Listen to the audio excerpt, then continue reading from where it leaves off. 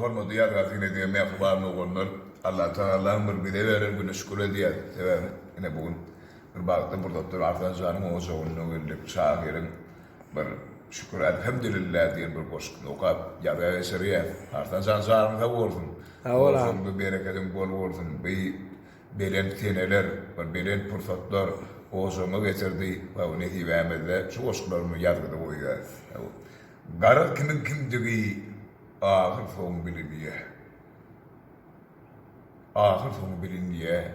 Bilmeyen geçtik ne derdik şükür elhamdülillah. O zatlar görsek yılan ya. Yılanmadan ne derdik şükür elhamdülillah. Bu dünyada ağlan ya, bu dünyada gülün ya. Gülmeyen geçtik ne derdik şükür elhamdülillah. Böyle yaşayını görsem yürek bağırım dilin ya.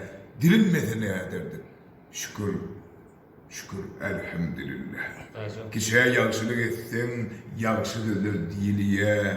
Değilmedi ne dedik şükür elhamdülillah. Bir dünyadan gitti yeni bir doğuluya. Doğulmadı ne derdik şükür elhamdülillah. Gülün gülen görülüye, yürek gülen duyuluya.